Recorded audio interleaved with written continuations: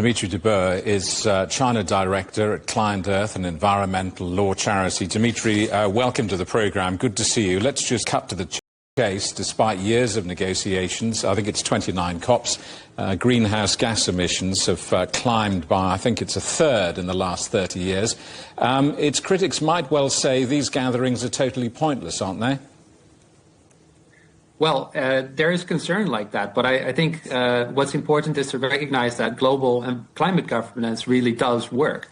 The projected heating by 2100 has been lowered significantly as a result of all of the actions that countries are taking.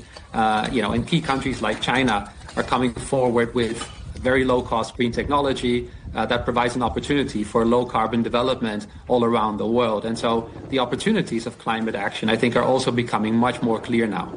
It's all too late, isn't it? That attitude, we could jump into the spaceship with Musk or not. I don't think we can afford it. So we really need to make sure that we protect our one planet, and it's never too late to act.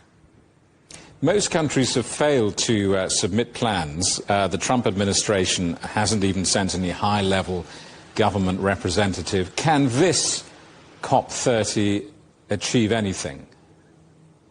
I think it certainly can. In the run-up to this COP, what we've already seen is how global South countries, including Brazil and China and other countries, really came together and expressed their full support for global climate action despite the US pulling out.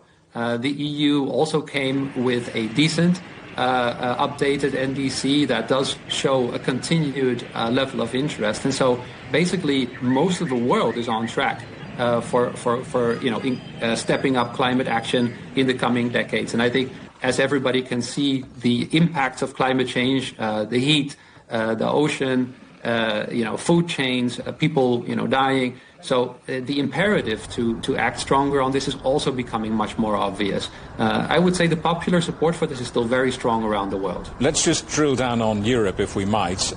We've just seen the EU agree on weakened 24 emissions reductions targets ahead of this COP.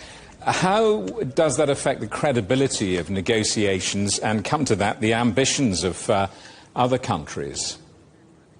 Well, Europe wants to reach carbon neutrality by 2050.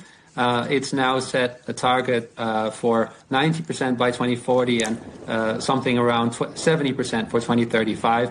That's still a very rapid rate of emission reductions. And so my concern actually would be much more around the implementation.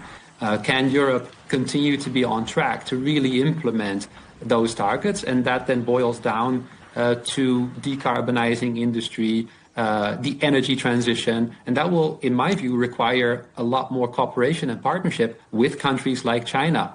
Where are the opportunities here for European business or for other emerging economies to partner with China and with other countries to develop the technologies and to really supply the world with what's needed now for a low carbon future? Dimitri, grateful for your time and expertise. Thank you so much for coming on the programme. Dimitri de Boer, China Director at ClientEarth.